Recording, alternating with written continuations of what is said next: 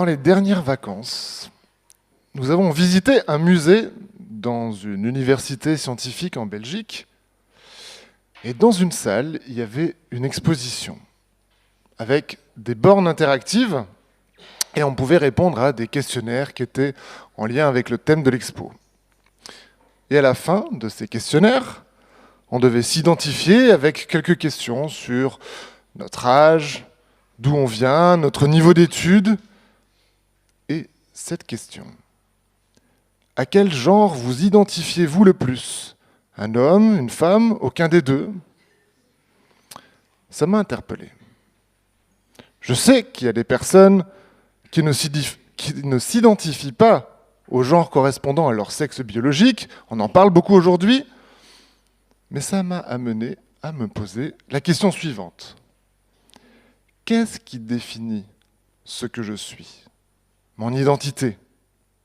Est-ce que ce sont des critères objectifs, naturels, stables, ou des critères plus subjectifs ou variables, comme ce que je ressens, ce que je fais, ce que je pense, ce que les autres disent de moi?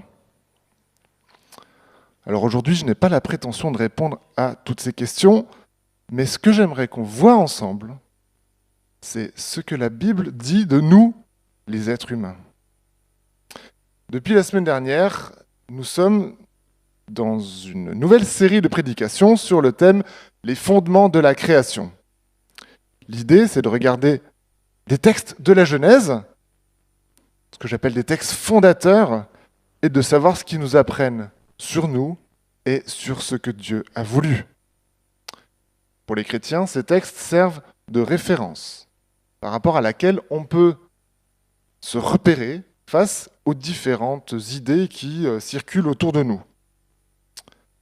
La semaine dernière, Manu nous a parlé du monde parfait que Dieu a créé, et notamment la belle terre dont nous devons prendre soin.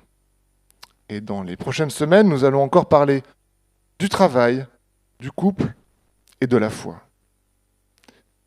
Aujourd'hui, on va s'inspirer ou se référer en particulier à deux textes de la Genèse, en fait, des extraits des 2 premiers chapitres, qui apportent des éclairages différents et complémentaires sur comment Dieu a créé le monde. Alors lisons ensemble, chapitre 1, les versets 25 à 31. Dieu fit les animaux terrestres selon leur espèce, le bétail selon son espèce, et tous les reptiles de la terre selon leur espèce.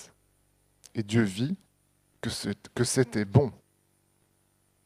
Puis Dieu dit: faisons l'homme à notre image, à notre ressemblance, qu'il domine sur les poissons de la mer, sur les oiseaux du ciel, sur le bétail, sur toute la terre et sur tous les reptiles qui rampent sur la terre.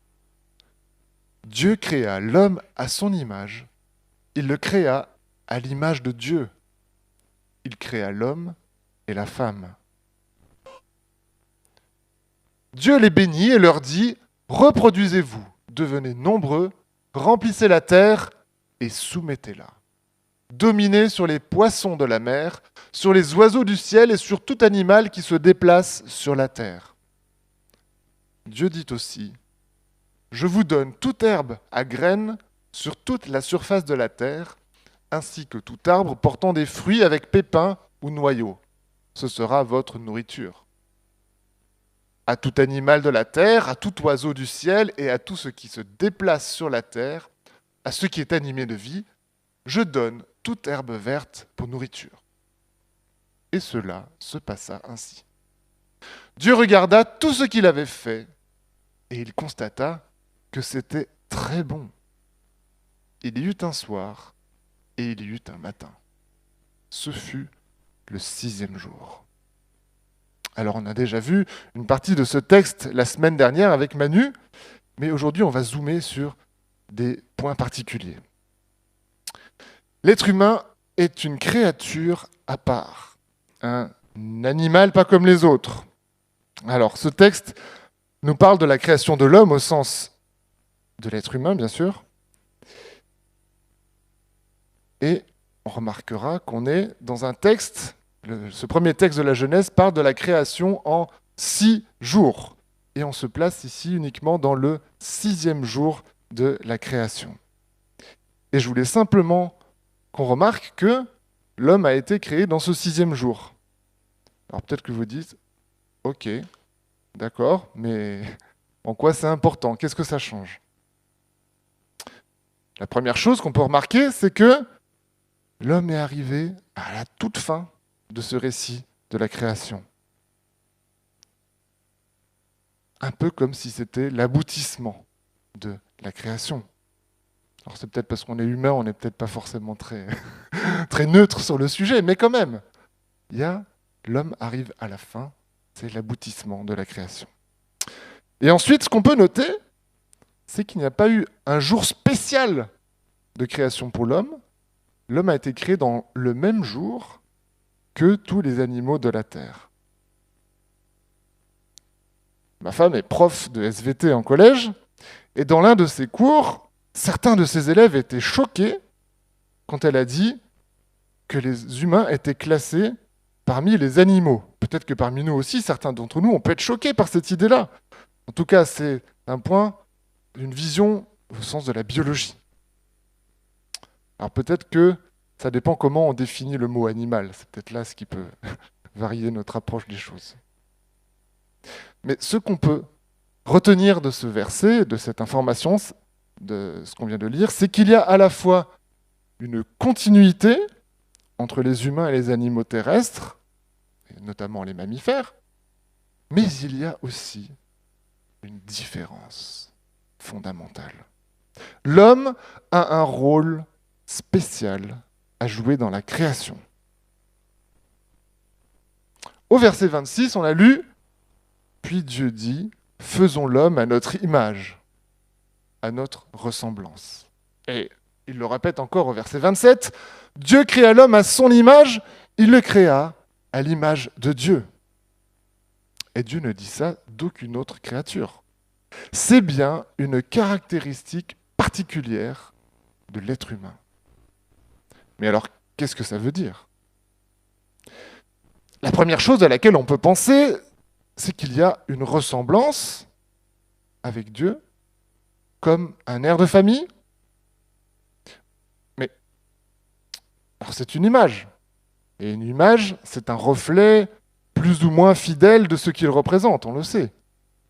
Et quand on sait que Dieu est infiniment plus beau, parfait, puissant, ça pourrait paraître, ou c'est présomptueux de simplement se comparer à lui. Mais alors, en quoi et comment pouvons-nous nous dire que l'homme ressemble à Dieu? Certains y voient le fait que nous sommes des êtres spirituels, qu'on a en nous la pensée de l'éternité, pour citer l'Ecclésiaste. D'autres y voient des propriétés particulières qui seraient inspirées de Dieu, comme notre capacité à raisonner, notre créativité, la parole, la volonté, mais aussi encore l'amour, la patience, la capacité à pardonner, la bonté, ou encore tout simplement la conscience morale. Alors, je ne sais pas dans quelle mesure on ne pourrait pas retrouver peut-être une part de ces choses dans certains animaux, mais en pratique, on constate quand même globalement une certaine supériorité de fait de l'humanité par rapport au reste de la création, par rapport à ces traits-là que je viens de citer. Mais on va revenir au texte, et notamment à la suite du verset 26. Comme si ce qui vient là vient expliquer ce que Dieu voulait dire par être créé à son image. Puis Dieu dit, et donc c'est la suite, qu'il domine sur les poissons de la mer, sur les oiseaux du ciel, sur le bétail, sur toute la terre et sur tous les reptiles qui rampent sur la terre. Être à l'image de Dieu, lui ressembler, cela voudrait dire exercer une domination sur la création. C'est la notion de représentant de Dieu. Être à l'image de Dieu, c'est être le représentant de Dieu dans la création. Représenter quelqu'un, c'est en quelque sorte hériter d'une partie de son autorité. Par exemple, en France, dans notre organisation administrative, un préfet est le représentant de l'État dans sa circonscription, le département ou la région. Cela lui permet de prendre certaines décisions. C'est une autorité qu'il a par sa fonction, mais qu'il n'aurait pas, ou qu'elle n'aurait pas, si c'est une femme, en tant qu'individu simplement. Il y a cette notion de représentant qui donne une autorité. Dans d'autres religions, notamment anciennes, on retrouve cette idée d'homme qui est l'image de Dieu ou une représentation de la divinité, mais en général, ça définit un homme en particulier, un roi, un pharaon, ou quelle que soit la manière dont on l'appelle dans la culture. Mais ce qu'on lit ici, dans la Genèse, ce que je comprends, c'est que c'est un rôle qui est donné à toute l'humanité, d'être représentant de Dieu dans la création. Est-ce que ce matin, tu as conscience que tu es un représentant de Dieu sur cette terre? Je continue. Et avant de nous intéresser au deuxième récit de la création dans le chapitre 2, j'aimerais simplement relever encore une caractéristique de l'humanité qui est décrite dans ce premier récit. Au verset 27, il créa l'homme et la femme. Et dans des traductions plus anciennes, on peut le lire de cette manière, hommes et femmes, il les créa. Et on remarque que ça vient juste après la phrase, ou c'est même dans la même phrase qui dit que créa l'homme à l'image de Dieu. Ça veut dire que ce n'est pas uniquement l'homme masculin qui est créé à l'image de Dieu, mais l'homme et la femme, en tant qu'être humain, sont tous deux ensemble l'image de Dieu dans la création. Alors, d'un point de vue pratique, fonctionnel, on voit tout de suite que la complémentarité entre hommes et femmes permet d'accomplir une mission particulière que Dieu a confiée à l'humanité, qui est celle-ci: reproduisez-vous, devenez nombreux, remplissez la terre et soumettez-la. Remplir la terre, la peupler, c'est une sorte de suite logique à l'œuvre de la création. Une continuation du travail que Dieu a lancé en créant le monde. Alors, pour la petite anecdote, ce verset « Remplissez la terre et soumettez-la », ça me fait penser à une sœur de l'Église qui, dans l'année suivant notre mariage avec Aude, venait nous voir après le culte. Alors, le Seigneur, il a dit « Il faut remplir la terre !» Alors, ça peut paraître rigolo, mais ça peut être dangereux de dire ce genre de choses. Ça peut aussi remuer le couteau dans la plaie. Soyons prudents et sages dans notre manière d'interpréter la parole de Dieu et d'en tirer des conclusions. Je ferme la parenthèse. Et on arrive à ce deuxième récit de la création en Genèse 2. Ça nous donne un éclairage complémentaire, notamment sur la manière dont Dieu a créé l'homme masculin, puis la femme. Lisons les versets 18 à 24. L'Éternel Dieu dit : il n'est pas bon que l'homme soit seul. Je lui ferai une aide qui soit son vis-à-vis. L'Éternel Dieu façonna à partir de la terre tous les animaux sauvages et tous les oiseaux du ciel, puis il les fit venir vers l'homme pour voir comment il les appellerait. Il voulait que tout être vivant porte le nom que l'homme lui donnerait. L'homme donna des noms à tous les bétails, aux oiseaux du ciel et à tous les animaux sauvages. Mais pour lui-même, il ne trouva pas d'aide qui soit son vis-à-vis. Alors, l'Éternel Dieu fit tomber un profond sommeil sur l'homme, qui s'endormit. Il prit une de ses côtes et referma la chair à sa place. L'Éternel Dieu forma une femme à partir de la côte qu'il avait prise à l'homme, et il l'amena vers l'homme. L'homme dit : voici cette fois celle qui est faite des mêmes os et de la même chair que moi. On l'appellera femme parce qu'elle a été tirée de l'homme. C'est pourquoi l'homme quittera son père et sa mère et s'attachera à sa femme, et ils ne feront qu'un. Alors, Dans le premier récit de la création, on avait une description de la création de l'humanité, hommes et femmes ensemble. Et cette fois-ci, c'est une création progressive. D'abord le mâle, puis la femme.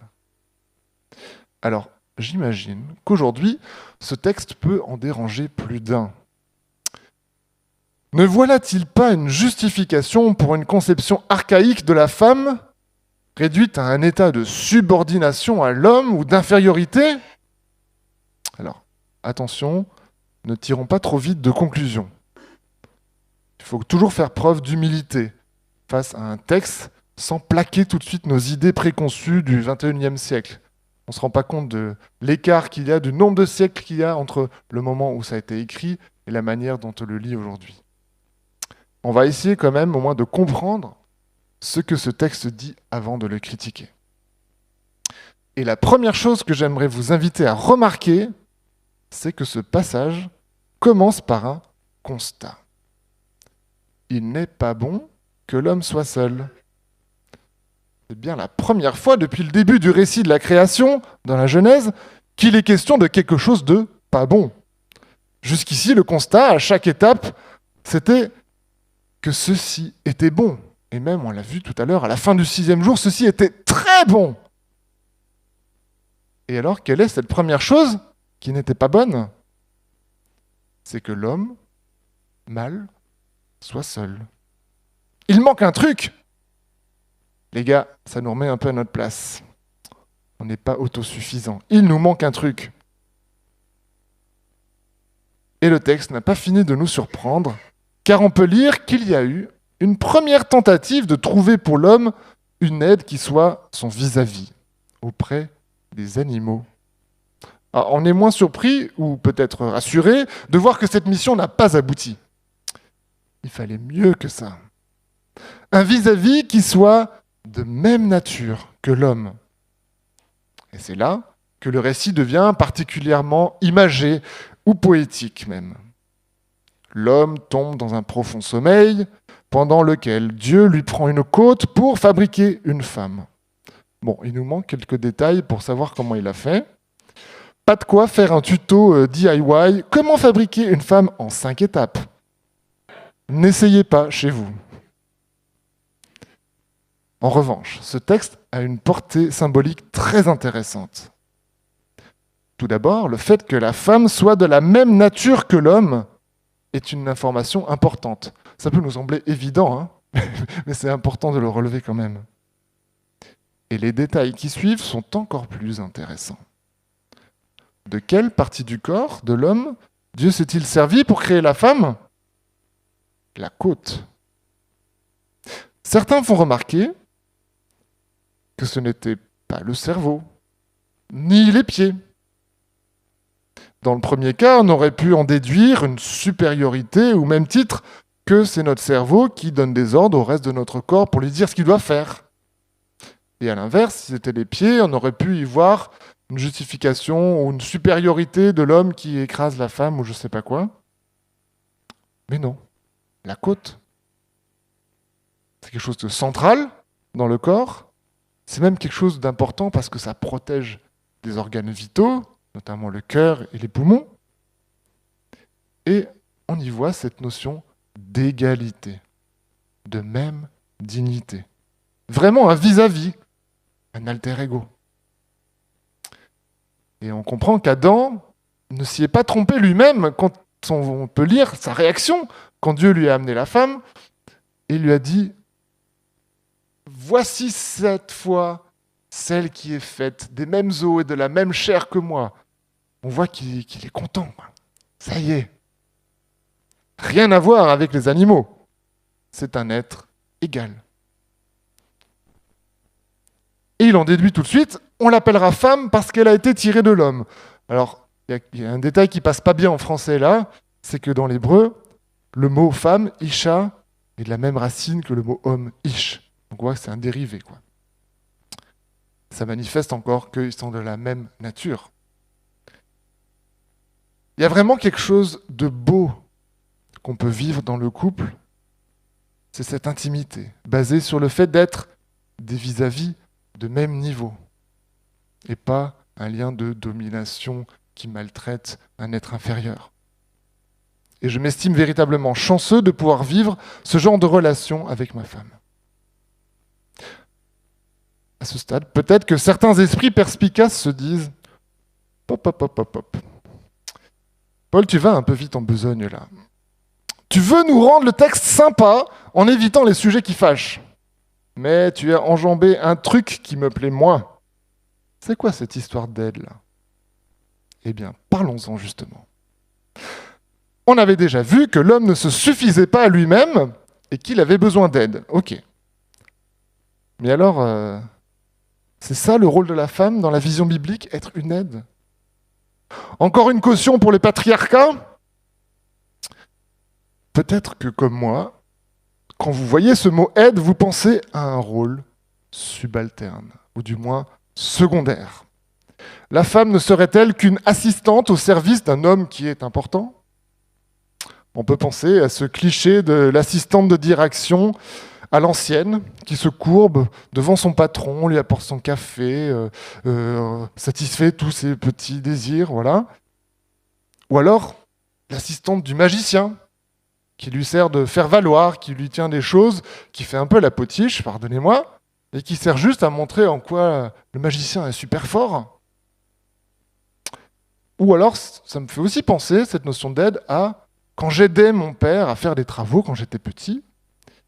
Et en gros, mon aide, ça se limitait un peu à passer les outils, aller chercher la boîte de vis, tenir cette planche qu'il allait scier, etc.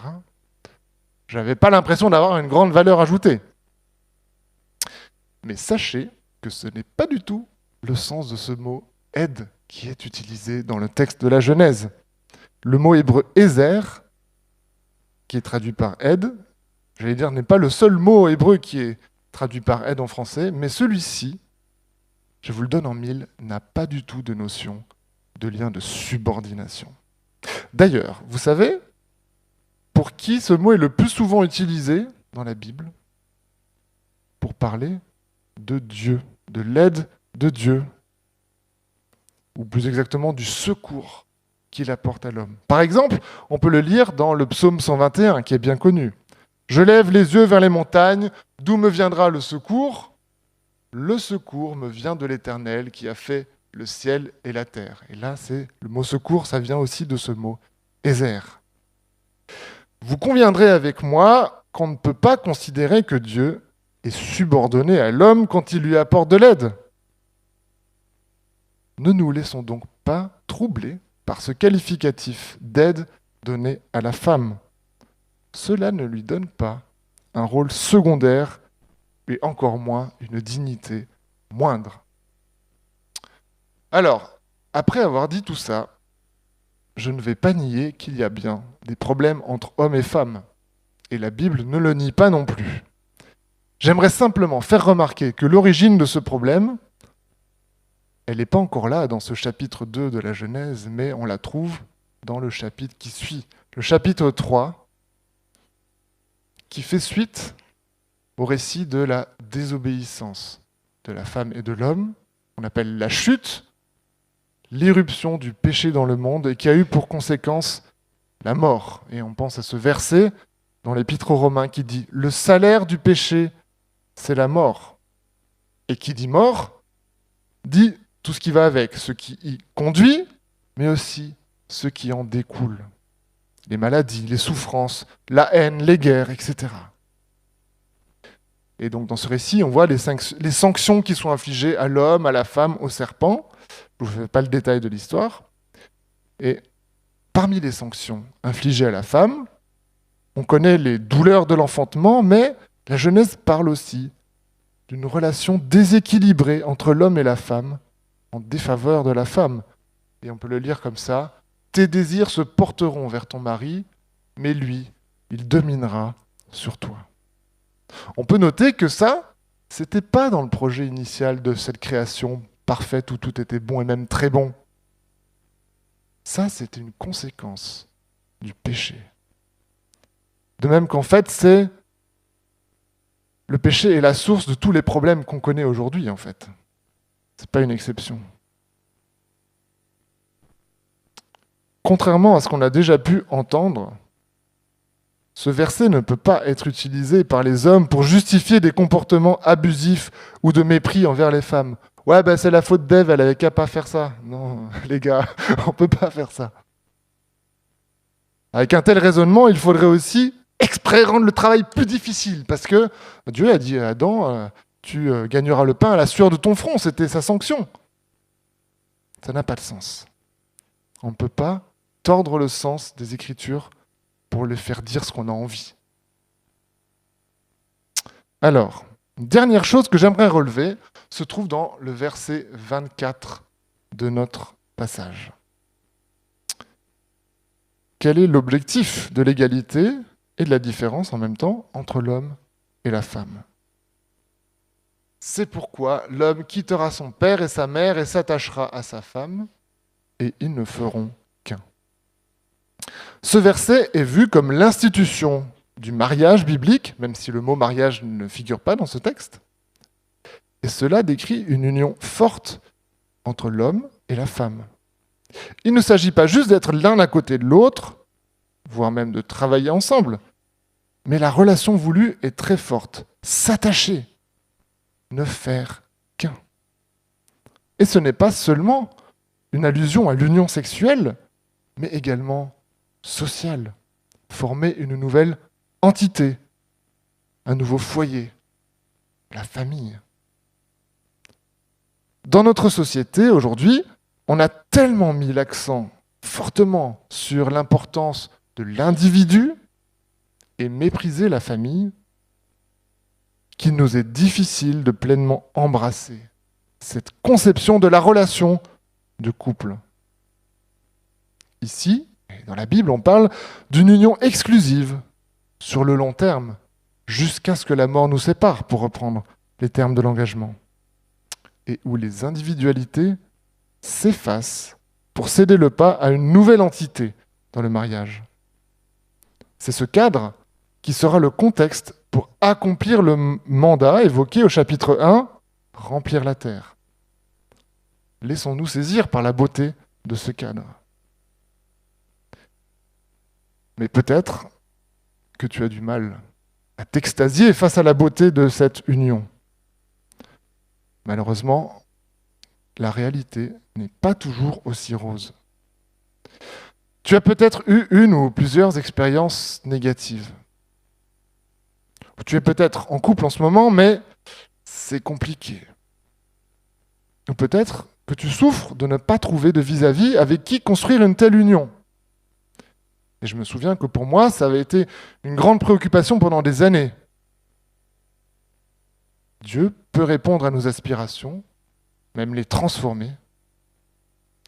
Et j'en profite pour faire une autre remarque, c'est que le mariage n'est pas le seul modèle mis en avant dans la Bible. L'apôtre Paul, par exemple, tout en reconnaissant le bien fondé du mariage, était un fervent promoteur du célibat, comme d'une situation propice pour être disponible pour servir Dieu et l'Église. Les situations de mariage comme de célibat sont des dons qui viennent de Dieu et qu'il faut savoir reconnaître comme tels. Je vais maintenant conclure. Qu'est-ce que ces récits de la Genèse nous ont appris sur l'être humain? Tout d'abord, on voit que l'homme est une créature à part, et même s'il y a une continuité entre la création des animaux terrestres et lui, il a reçu un truc en plus. Il est l'image de Dieu. Il y a une part de ressemblance. Et surtout, il est le représentant sur la terre, auprès du reste de la création. Nous sommes, chacun, autant que nous sommes, des représentants de Dieu dans la création. C'est un peu comme le jardinier qui veille sur le jardin. L'être humain reçoit un mandat pour dominer la création, pour la soumettre. Ça ne veut pas dire la maltraiter. Et on repense à ce que Manu nous a dit dimanche dernier. Au contraire, comme bon jardinier, l'homme en prend soin. Ça fait penser aussi aux pères de famille, aux mères de famille aussi. En fait, les parents ont un rôle avec une autorité, une domination sur leurs enfants, mais c'est pour en prendre soin, c'est pas pour les maltraiter. Ensuite, un des aspects importants qu'on a vu, c'est que Dieu a créé l'être humain, homme et femme, et que ce sont de véritables vis-à-vis, d'égale dignité. Ils se complètent. Ne nous laissons pas contaminer par un esprit de compétition ou de lutte des sexes qui est très vivace dans notre société. En tant que chrétiens, nous devons être des modèles en la matière. Notre marque de fabrique, ce doit être l'amour. L'amour pour Dieu, bien sûr, mais l'amour aussi, les uns pour les autres. Et encore plus fortement, dans le couple. Et quand je dis l'amour, ce n'est pas une question de romantisme ici, hein. C'est une notion de don de soi à l'autre. L'homme et la femme ont été faits l'un pour l'autre pour ne former qu'une seule chair ensemble. Et plus qu'une union physique, c'est la formation d'un nouveau noyau social, la famille.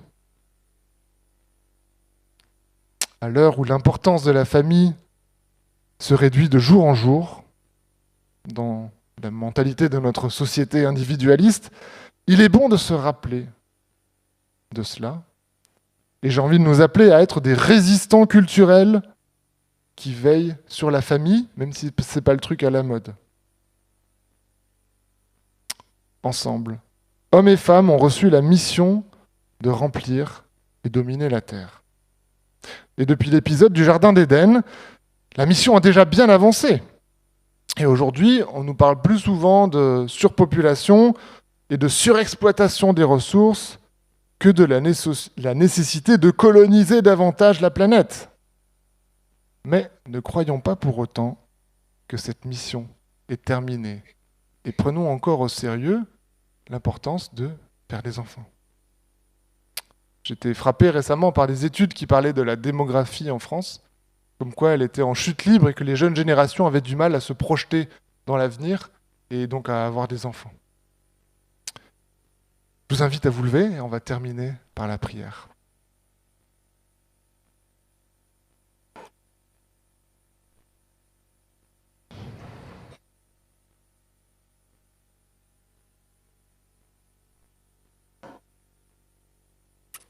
Seigneur notre Dieu, nous voulons venir à toi, te contempler, réaliser que tu es ce créateur merveilleux dont on peut lire les œuvres dans la création.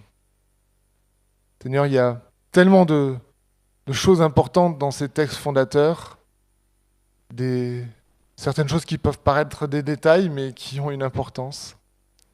Ce matin, je ne sais pas ce qui a pu titiller, peut-être déranger ou choquer l'un ou l'autre d'entre nous. Et Seigneur, je te prie pour que tu continues ton œuvre dans notre cœur. Aide-nous à être confiants en ta bonté, confiants dans le fait que ce que tu as prévu, c'est une bonne chose, même si parfois on peut ne pas comprendre. Seigneur, je ne sais pas quels sont les défis, les luttes auxquelles chacun d'entre nous est confronté, mais je te prie pour que tu accompagnes chacun d'entre nous à te rencontrer plus, à te laisser agir dans sa vie, te laisser transformer son cœur pour remplir la mission que tu as pour chacun d'entre nous, mais la mission que nous avons en tant qu'humanité, que tu nous as confiée. Seigneur, je veux te recommander aussi en particulier l'Église, qui est ton peuple, et la mission que tu as pour ton Église dans ce monde. Aide-nous à être des témoins fidèles, pleins d'amour et de vérité. Aide-nous à être tes représentants dans ce monde et dans notre société. Amen.